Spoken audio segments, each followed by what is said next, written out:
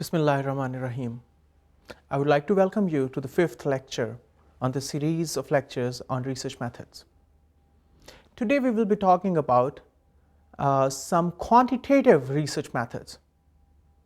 In today's lecture, we'll focus on the following things. We'll talk about different variables.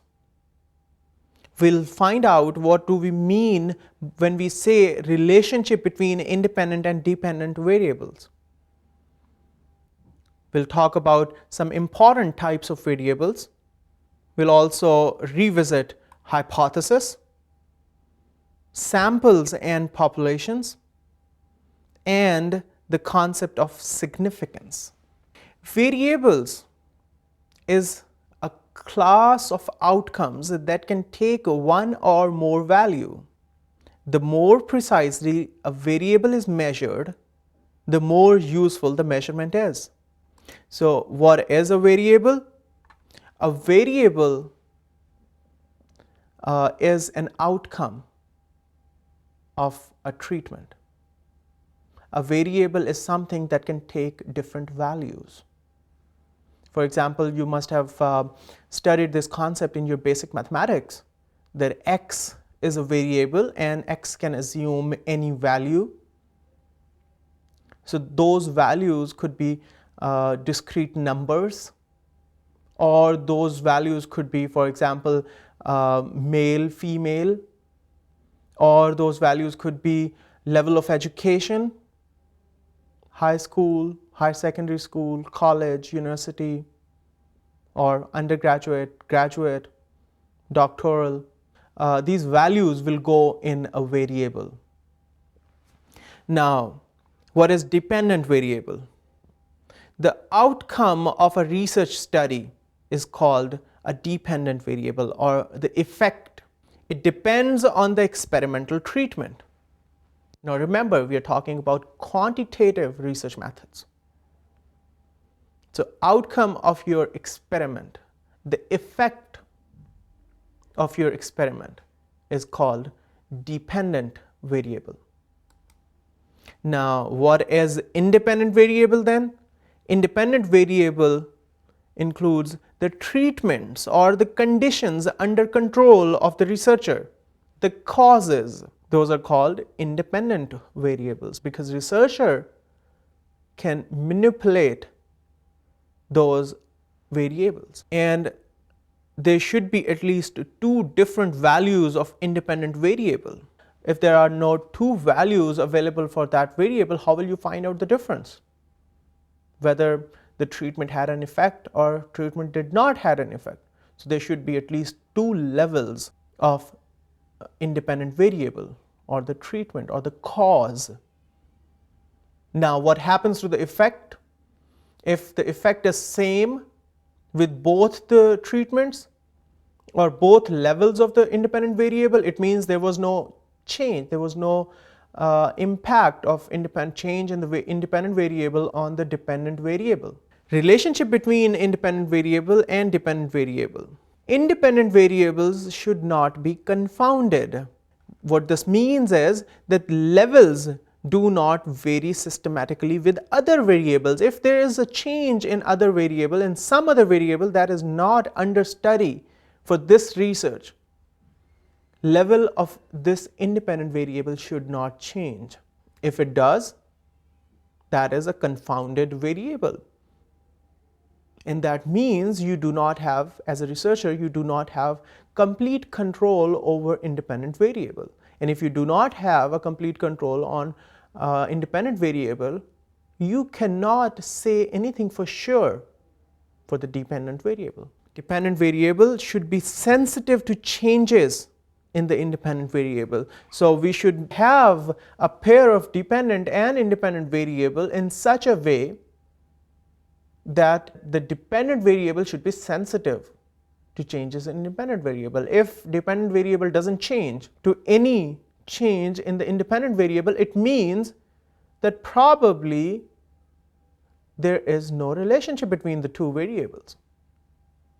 Well, that could be a finding in itself, but whenever we are selecting dependent and independent variable, we should keep these things in mind. There are other important types of variables. One type of variable is called control variable, and it has a potential influence on the dependent variable. So what do we do with this variable? We control this.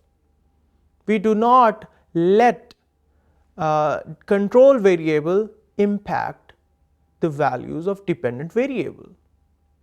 That's why it's called control variable. The other important type of variable is called extraneous variable or intervening variable. Intervening variables have unpredictable impact on dependent variable, and they cannot be controlled. That's why they are called intervening variable or extraneous variable. So what do we do if we cannot control them? We need to infer their effect on the dependent variable.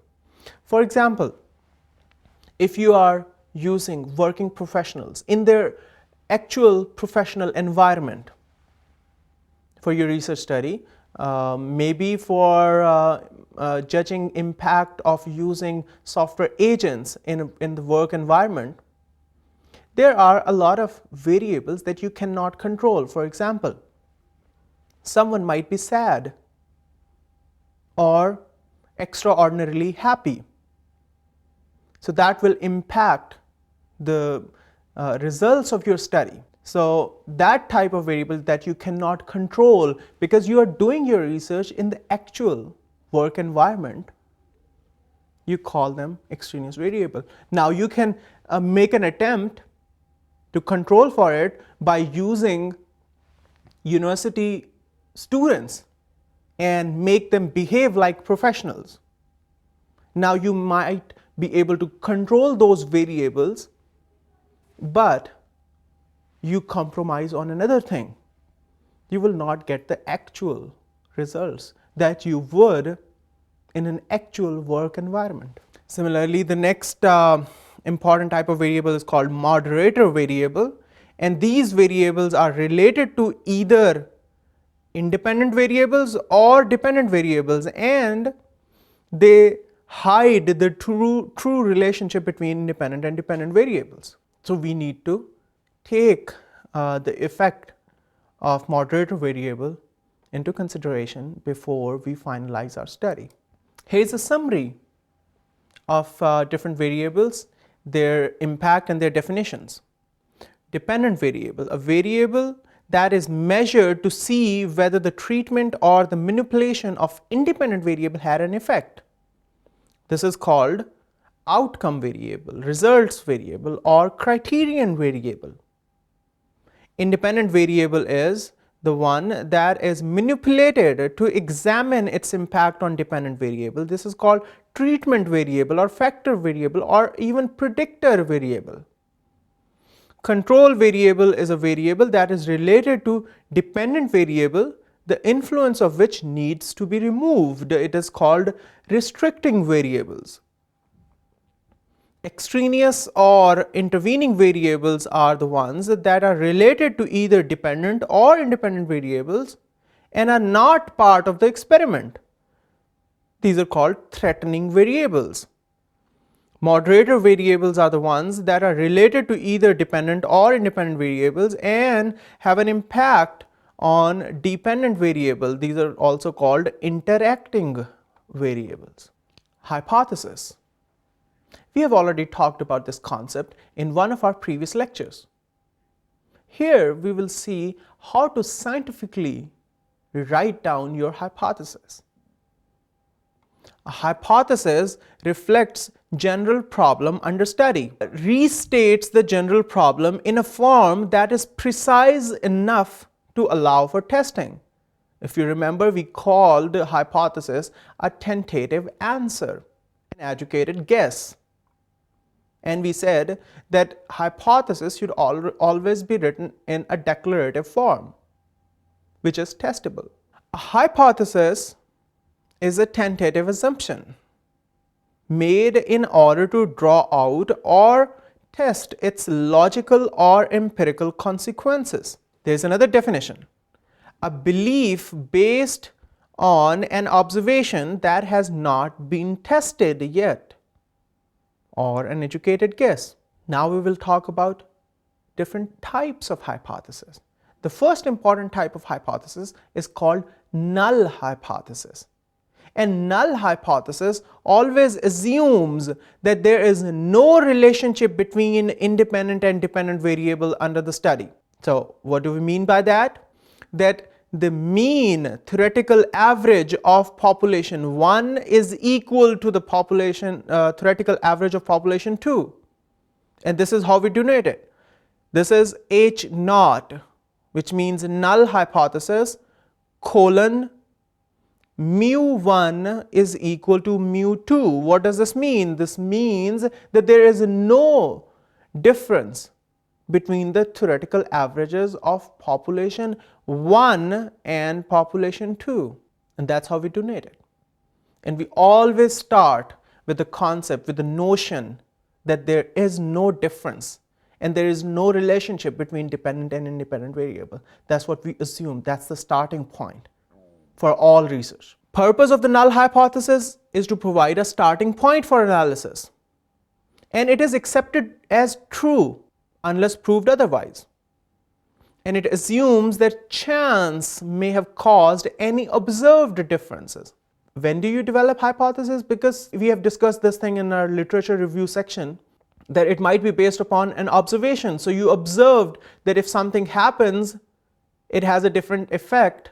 And now when you want to actually test it, you assume that the observed difference was because of a chance, because something else had happened. So you want to remove that bias of your previous observation before you conduct this study.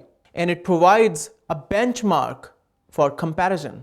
The second type of hypothesis is called research hypothesis. Research hypothesis is a statement of inequality as compared to null hypothesis. Null hypothesis was statement of equality, that there is no difference due to treatment. Now we assume that there is difference, and we describe that relationship exists between independent and dependent variable. And how do we denote it? Scientifically, we call it H1. And we put a colon, and now you see we are not using mu, rather we are using x1 bar. x1 is the theoretical average of sample 1, and we say that it is not equal to theoretical average of sample 2. We use an inequality symbol here. And what does this mean? This means that there is some relationship between independent and dependent variable. That's why when we were using those two levels of treatment, one theoretical average of one sample is different from the theoretical average of the other one, because there was some difference. Okay, now there is another interesting question that you might ask, that we used population in the previous hypothesis and we are using sample in here. That's because null hypothesis talks about the whole population. Whatever we do in our research, we want to generalize that research. If you remember from our first lecture, when we were talking about characteristics of good research, we said that good research is generalizable. And for example, if you want to find out behavior of Pakistani people, certain thing, you might not be able to actually go and ask every single Pakistani. We are about 160 million people. It is practically impossible to go to ask the same question to every single person. So what do? We ask that question to a sample, to few people, and based upon the responses from that sample, we generalize that result.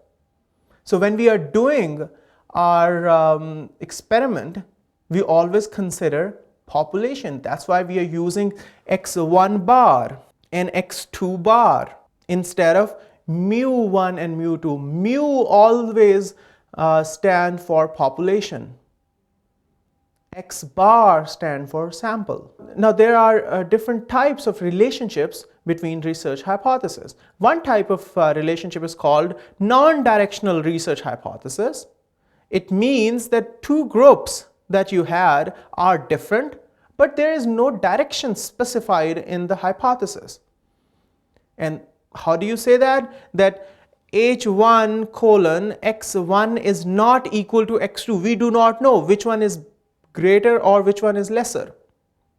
This leads to the second type of research hypothesis, which is called directional research hypothesis.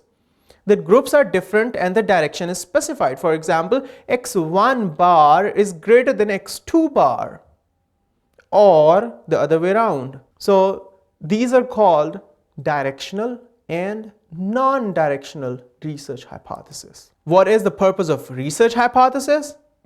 Because they can be directly tested during a research process, and they provide us a place where we can compare them against null hypothesis. Here are some of the differences between null hypothesis and research hypothesis. Null hypothesis is a statement of equality between variables. Research hypothesis is inequality between variables. Null hypothesis always refers to population.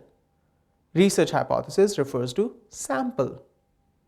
Null hypothesis is indirectly tested. Research hypothesis is directly tested. Null hypothesis is stated using Greek symbol mu, whereas research hypothesis is stated using Roman symbol x bar. Null hypothesis is implied. Research hypothesis is explicit. What makes a good hypothesis? We have talked about these things. That it should be stated in a declarative form, that it asks a question, it answers a question, and it posts relationship between variables, it reflects theory or literature, it should be brief and to the point, and it should be testable. Now we move on to the important concept of the difference between samples and population. A sample is a representative portion of a population, whereas population is the entire group of interest. And we have already discussed that results from samples should be generalizable to population. Significance means that what is the probability that your observed differences are from the treatment and not from chance. We need to find out the significance of your results because there could be influences of more than one treatment.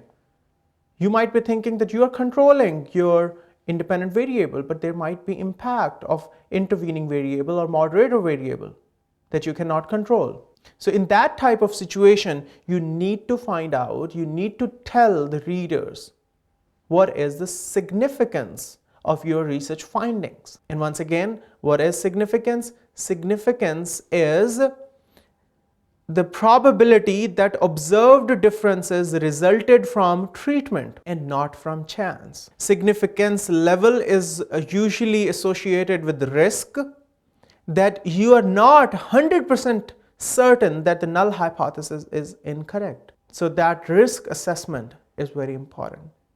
Okay, now what types of statistical treatments you can apply on the data that you collect as a result of this experiment, or a survey, or any other quantitative research method that you employ for your own research. There are two important types of analysis that you can perform. First type of analysis is called univariate analysis, in which you are interested in only one type of variable, and you might be interested in the impact of many variables on a dependent variable. Now we will talk about different types of statistical treatments that you can apply on the data that you have collected as a result of your research study. This research study could be experimental based, or it could be survey, or it could be any other type of quantitative research method in which you have got a lot of data.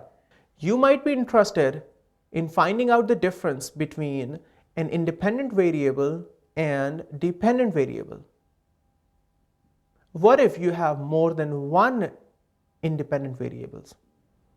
You cannot use univariate analysis. In that case, you need to use multivariate analysis.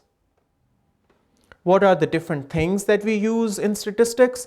We calculate mean, we calculate mod, we calculate median, we do t-tests, we find out z-scores, we do regression. Regression is the projection that in future If the trend in the past follows, this will be the future result. We want to find out correlations between different variables. We might even go on to structured equation modeling. And there are other different types of statistical treatments that can be applied to the data that we gather. In this lecture, we are not going into the details of those statistical treatments because they become part of statistics course. But we need to identify, we need to understand that these types of mechanisms exist that we can apply on our data that we gather as a result of the experiment or any other quantitative research method. So once again, why do we do all these things? We do all these things because we want to increase our understanding of how and why we behave and do the things we do. This is what's called research method. I look forward to seeing you in another episode of this lecture. Thank you very much. Allah Hafiz.